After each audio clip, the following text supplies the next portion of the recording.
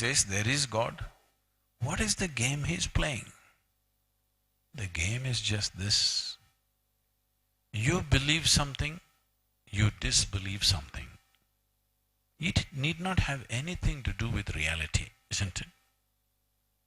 If we work hard enough on you right from your childhood, we can make you believe just about anything. Yes or no? Hello? If we work hard enough on you right from your childhood, we can make you believe anything. Just travel around the world and see what are all the different kinds of weird things that people believe. Unbelievable.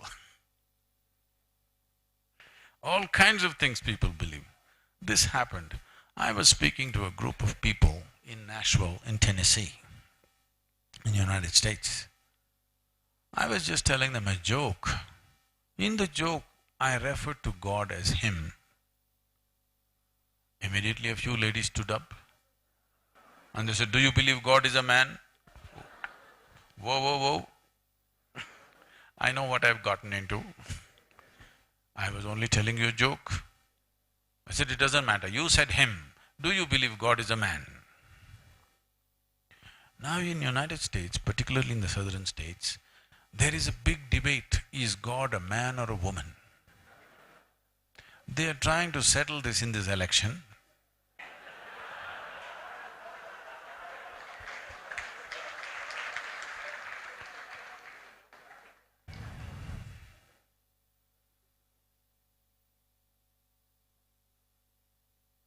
So, this went on. You heard of the Uganda man, Idi Amin? You heard of Idi Amin? Idi Amin declared, God is black. I agree with him. If a white man can have a white God, why can't a black man have a black God? Isn't it? But these people do not know. Because God never went to that part of the world. God sent His messengers, His Son and other people. So they've never seen, so they're just doing guesswork. In India we know God is brown. Because in India God Himself landed 9 times. You know this? You know this? You don't know? You missed it, huh? God Himself landed 9 times. 9 avatars, you heard? 9 times God Himself came. Indians are very proud about this. Especially Indians who live outside India, they're very proud about this. So I keep reminding them, that is because God wouldn't trust Indians with anybody else.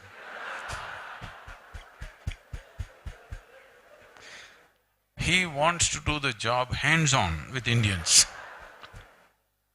So He came 9 times and He failed.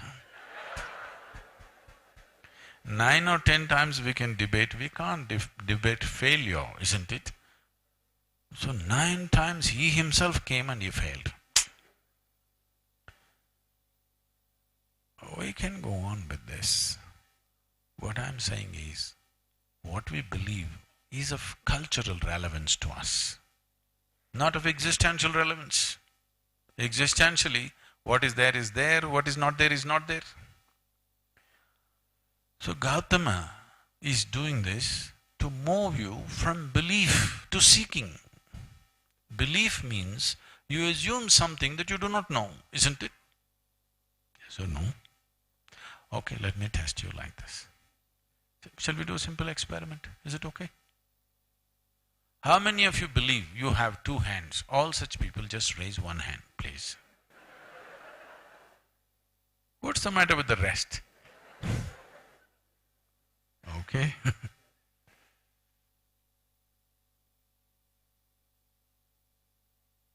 Do you believe you have 2 hands? Or do you know you have 2 hands? You know. If somebody argues with you and proves to you you have no 2 hands, if their argument becomes too overwhelming, 1 slap in the face and he will know you got hands. Yes or no?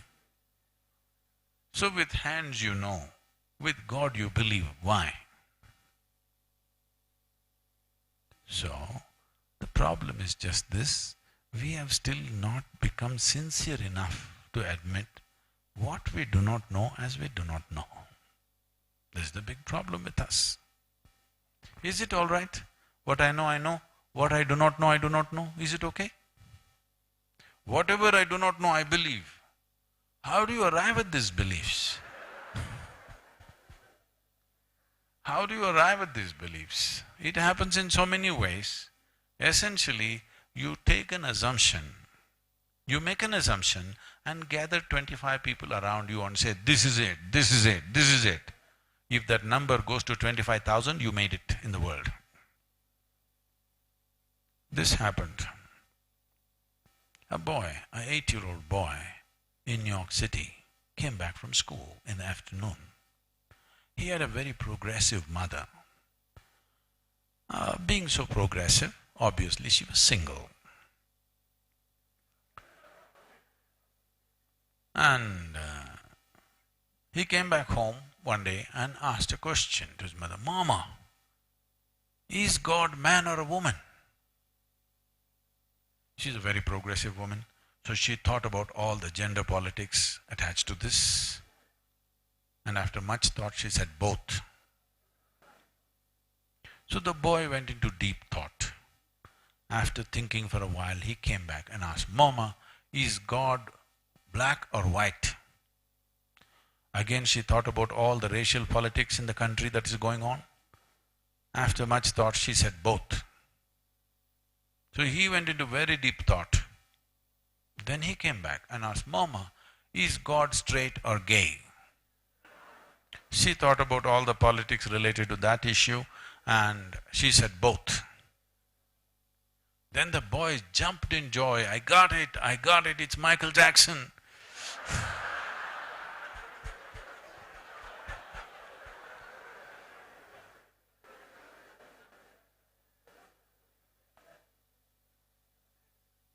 So everybody can make their own deductions and believe it. I'm asking you, is it all right? Is it all right? What I do not know, I say I do not know. Is it all right? So human of you, so wonderful of you to see, this is what I know, this is what I do not know, isn't it? If you see I do not know, the longing to know, the seeking to know, and the possibility of knowing becomes a reality. Whatever you do not know, if you just believe, you will just believe. You can believe whatever. It gives you confidence. Belief gives you confidence without clarity. Confidence without clarity is the greatest human disaster that's happened. What is needed is clarity. Gautama, the Buddha, spent his entire life talking about clarity, methods to bring clarity into people's lives. But now we believe in him. No, he did not ask belief, he asked for seeking. Yes? In pursuit of truth, in pursuit of the ultimate nature of who we are, not in assumptions, because it is said, I believe. No, I want to know, genuinely, experientially I want to know. And what I do not know, I am willing to admit I do not know, not assume. If you concretize your assumptions, it becomes a belief system. So being a Buddha means being above the mechanisms of your mind. If you're above the mechanisms of your mind, which operates from gathered information, then you have a different vision, you have a different intelligence. That is, you do not operate from existing data in your head. Right now your mind is operating only from the existing data, isn't it? You gathered something, from that it's working. In this nothing new can happen. Being a Buddha means you're above the data. You're above the data means you're seeing life just the way it is, not the way it's happened to you till now. If you see everything the way it is, you can conduct life sensibly. Yes or no? especially if you want to be a leader. It's very, very important you see life just the way it is, not the way you think it is. Because in your own life you've seen, when you were 10 years of age, you thought, this is it. When you became 15, you looked back and thought, oh my God, that was so stupid. That is not it. Now I know, this is it. When you became 18, you turn back and see, oh, at 15 I was so stupid. That's not it. Now I know it for sure. Like this it is going on, isn't it? I want you to look at this. One of the most important aspects of life, the fundamental fact of life is we are mortal in nature. Yes? You know the story for sure about what inspired Gautama to drop what he was doing or his kingdom and his wife and his child and go in the pursuit of truth is he saw the mortal nature of the human being. He saw a dead body. He saw a sick person, an old person, which are all showing us that we are mortal, we have an expiry date. Yes? Hello? No? We have an expiry date. He was living comfortably. When he realized one day there is going to be an expiry date, then he thought, what is the point of all this? Let me find out what is the nature of life. From this it all started. And this is the most fundamental thing. All of us should be conscious that we have an expiry date. If you are conscious that you are mortal, you will have no time to do anything stupid in your life. Yes? You will not do anything that does not matter to you. You will do only those things which truly matter to you in your life. If you are conscious, you have a limited amount of time, isn't it? In the life of this planet, you and me are just a pop-up, 2-second pop-up. You've seen on your computer screen, advertisements pop up and disappear because they're paid only for 2 seconds. You are just a pop-up on this planet. You pop up and you pop out. Whether you like it or you don't like it. This is how it is, isn't it so? So if you understand you are a very brief amount of time, you will do only what truly matters to you, isn't it? If every one of us is doing only what truly matters to all of us, this is a fantastic world to live in. Right now, too many people are doing things that doesn't mean a damn thing even to themselves. Yes or no? World is a mess simply because too many people are doing too many things which doesn't mean anything to them. If we are doing only what really matters, we would be different kind of people altogether. This will come to you only if you remind yourself every moment of your life that this is a limited amount of time. Now, as I came up on stage, since then, you are 40 minutes closer to your grave. Yes, you are. I'll teach you some yoga, we can extend it a little bit. We can postpone it, but we can't avoid it. Yes? We can postpone it. I'll bless you with a long life. You can postpone it, but you cannot avoid it. If you are truly exploring the potential, the immensity of what it means to be human, if you live for 100 years, it will seem to be very brief life. If you are living a miserable life, it will feel like a long life. Have you noticed this? On a particular day you're very happy. One day passed off like a moment. Another day you're miserable. One day feels like 10,000 years. Yes or no? So only miserable people have a long life. If you're a joyful person, it's a very brief life. Before you know what's happening, it'll be gone. Yes, it is. So what shall I bless you with?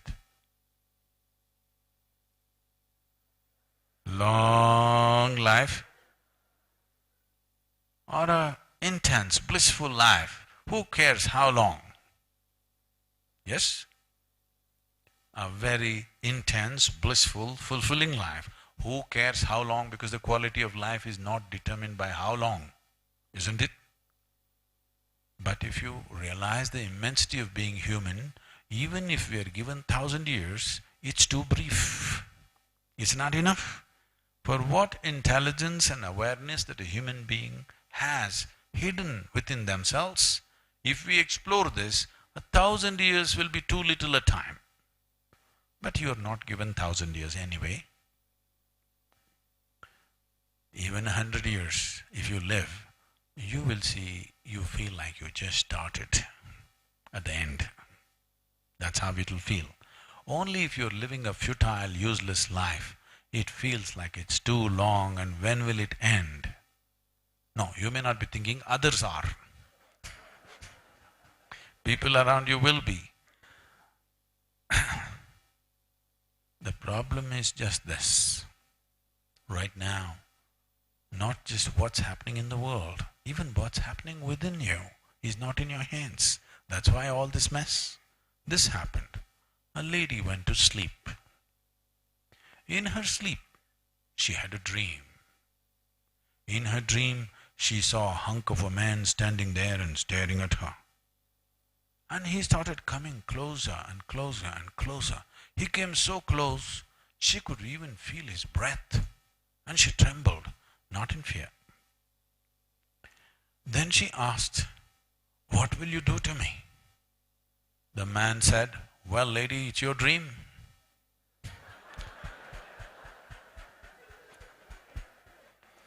What's happening in your head is your dream, isn't it? Now the problem is not that life is not happening the way you want it, even your dream is not happening the way you want it.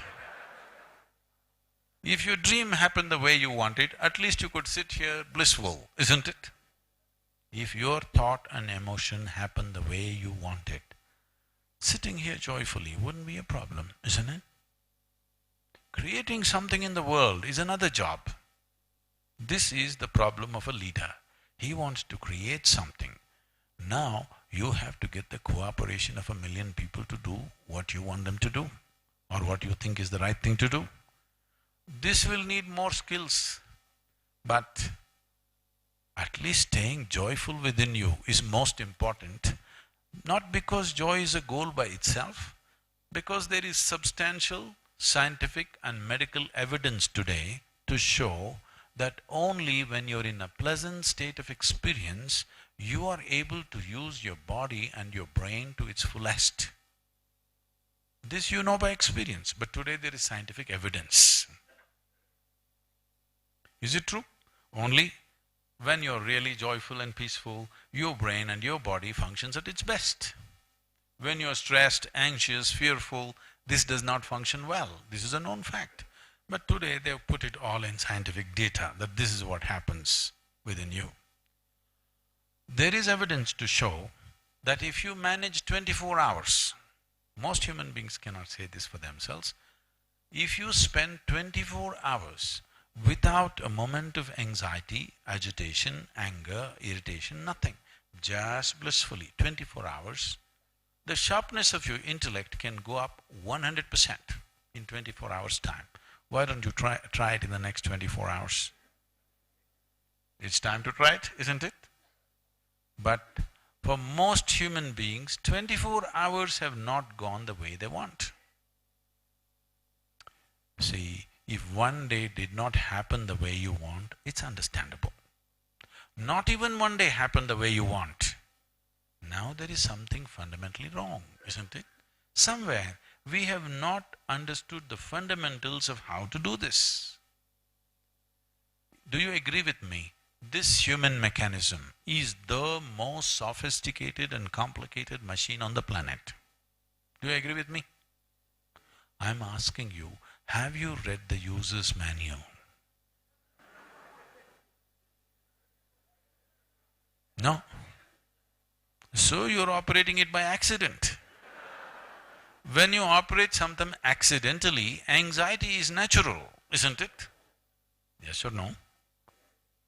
If you do something accidentally, being anxious is a natural consequence of that. Only when you know how to operate something, you can joyfully operate that, not otherwise. So, this entire process, I don't know what it's become today, but this entire movement of yoga, of the Buddha's way of doing things, all this started wanting to handle this one consciously. Not trying to fix the heaven, trying to fix this one. Yes? So that we can conduct this the way we want. If we conduct this the way we want, we would be joyful by our own nature. And if I meet you when you're very happy, I'm sure you're a wonderful person. But if I meet you when you're unhappy, frustrated, miserable, you could be a nasty person. Yes or no? This is true with everyone, isn't it?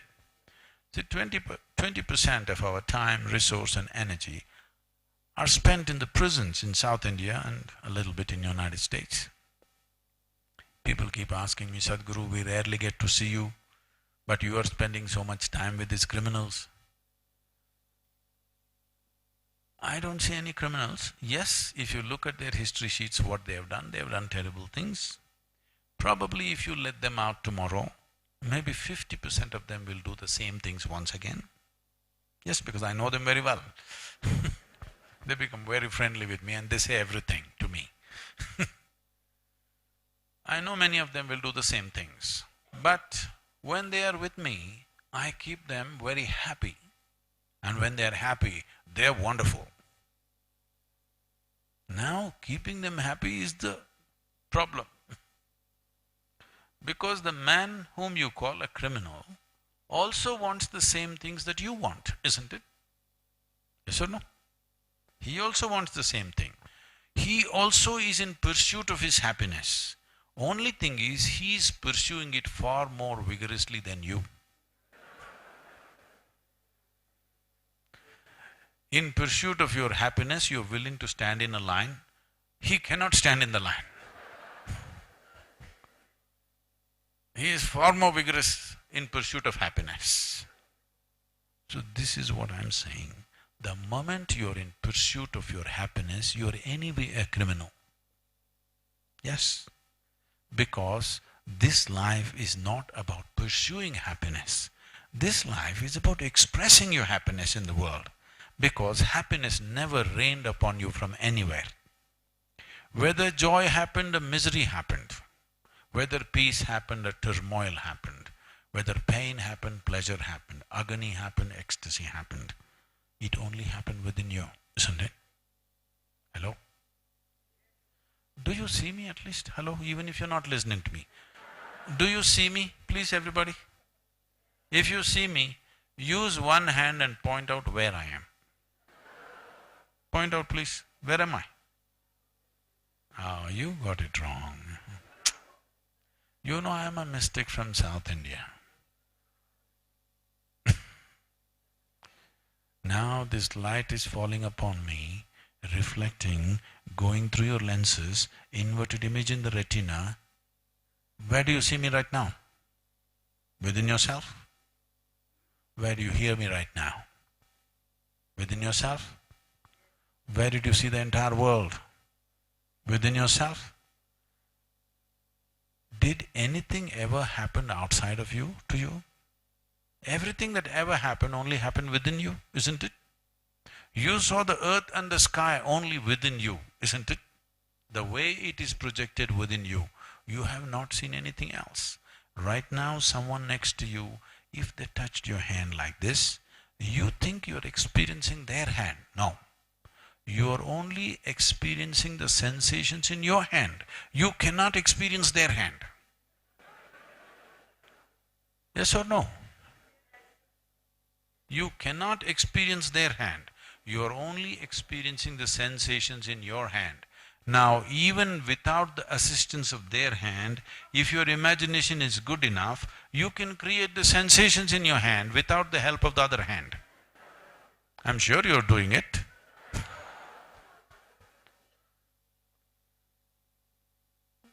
So your entire experience of life is happening within you. At least what happens from within you must happen the way you want it, isn't it? The world will not happen your way. And I'm glad. Because if the entire world happened your way, where do I go? The world is like this, little bit your way, little bit my way, little bit somebody else's way, it's all right. But this one must happen my way, isn't it? Yes? And nobody in your life, not your husband, not your wife, not your parents, not your children, not your friends, nobody will happen 100% the way you want them. Yes? Or are still you such a hopeless romantic, you still waiting that somebody will come who will be 100% the way you want them. You must listen to me and believe me on this one thing. See, I have lived long enough. I am telling you, nobody will happen 100% your way. However promising they may look in the beginning. They will not happen 100% your way. 51% your way means you are winning. More than that you expect, it's not going to work, okay?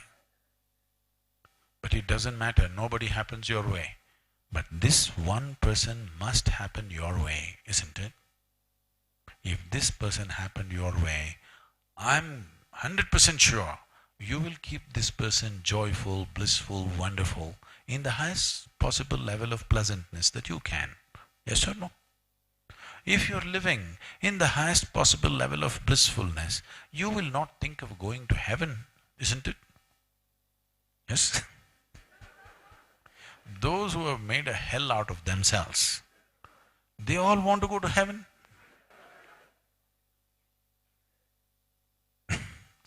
People come to me, we are a volunteer organization, millions of volunteers. Every day somebody is coming up to me and saying, Sadhguru, I can't work with this person, she is so horrible, she can't do this, he can't do that.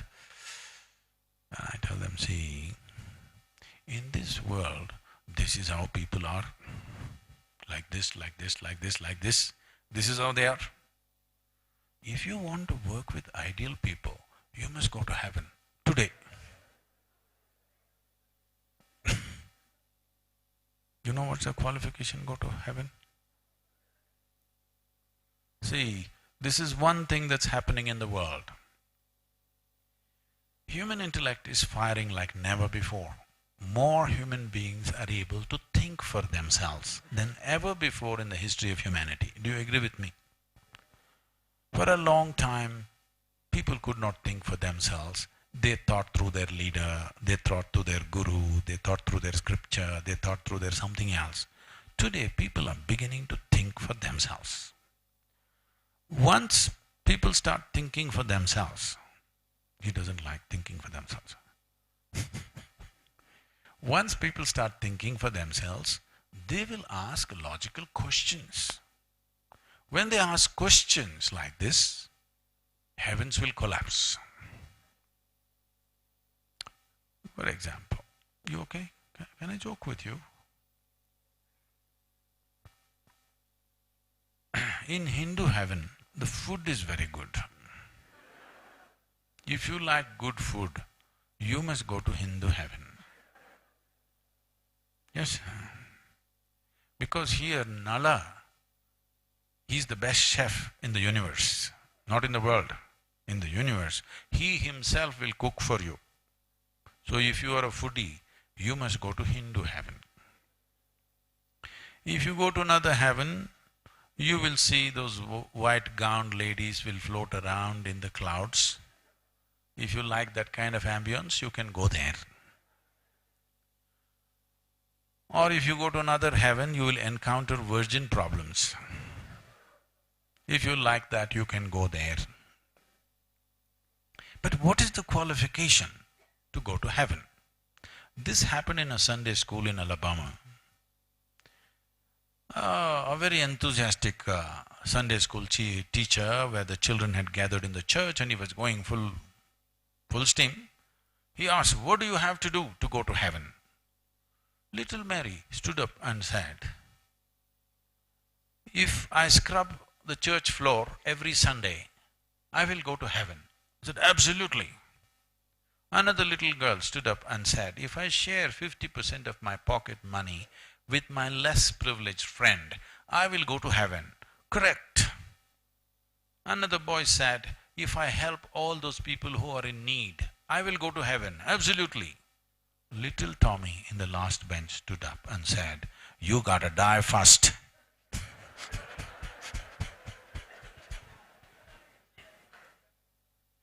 That is the basic qualification. You got to die first. When you die, we will either bury your body or burn your body or feed it to the birds depending on the culture in which you are. One thing is clear, you put your body back into the earth because this is a loan that you took from the planet, isn't it? If you don't want to put it back, you are a willful defaulter. You take a loan and you don't want to pay back. This is not good.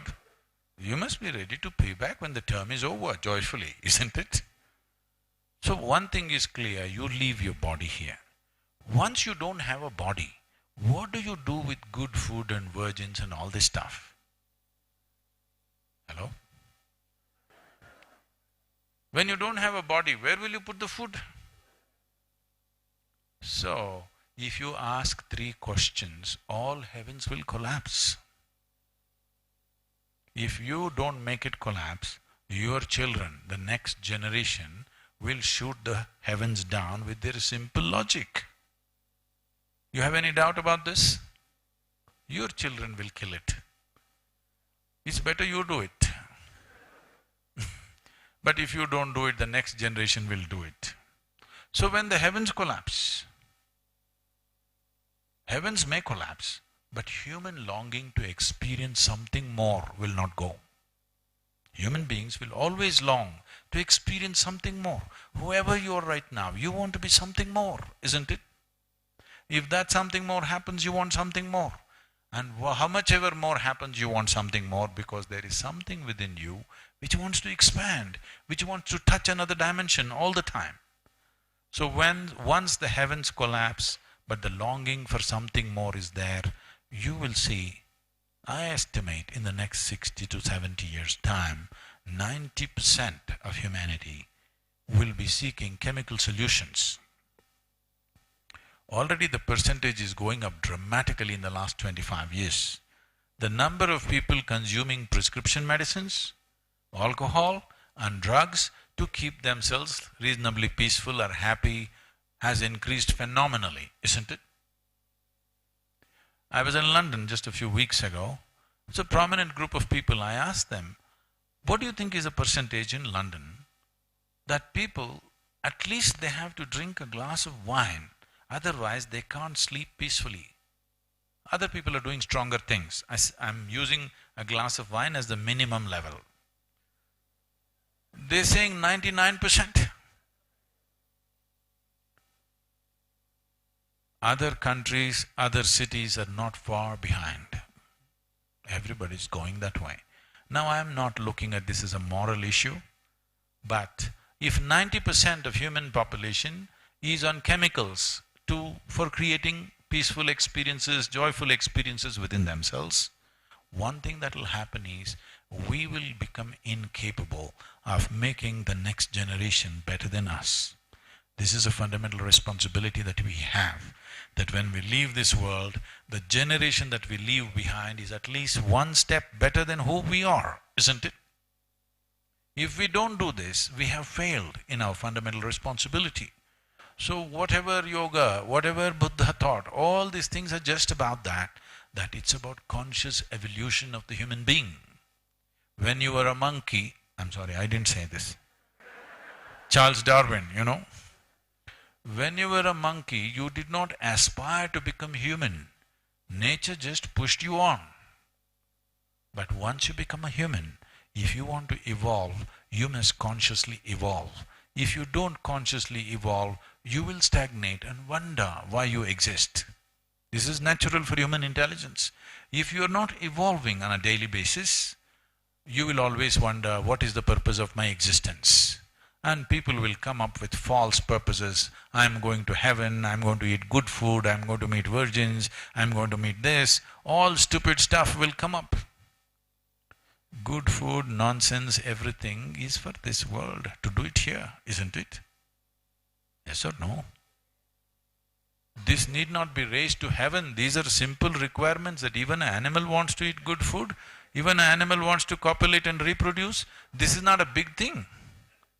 This can only be a part of your life. This can never be the whole of your life, isn't it? Yes or no? All the survival aspects of our life in a human being are like this.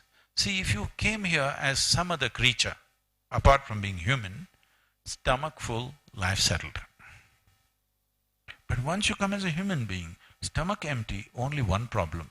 Stomach full, 100 problems. Yes or no? Because what you call as human doesn't end with survival. For all other creatures, if their survival is taken care of, their life is finished. But for a human being, life begins only after survival is taken care of. When survival is in question, it looks like a big thing. Once it's taken care of, doesn't mean anything, isn't it? Because the dimension that we refer to as human becomes alive in you only after survival is taken care of.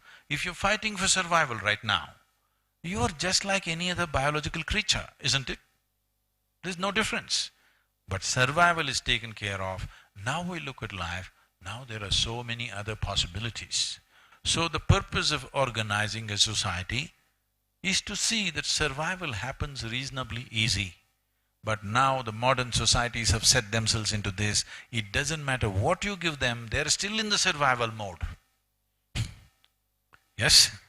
They're still, it doesn't matter.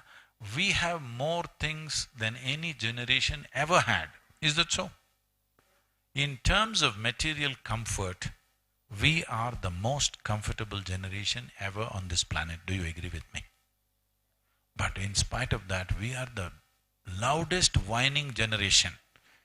We are whining and complaining like never before. So, it doesn't matter what comes, we have gotten into this mode of being in survival mode all the time. That is not the purpose of organizing survival. The purpose of organizing survival is so that human beings can aspire for something larger, something bigger, another dimension of existence. I'm glad at least in this country, some orientation towards this is kept. The rest of the world is going crazy about raising the bar of survival to such a place, it's impossible. You know, 2 meals a day was survival. Somebody says that's not it, at least you must have a car. Now car is not it, you must have a Mercedes. Now Mercedes is not it, you must have a Bentley. It's going on endlessly.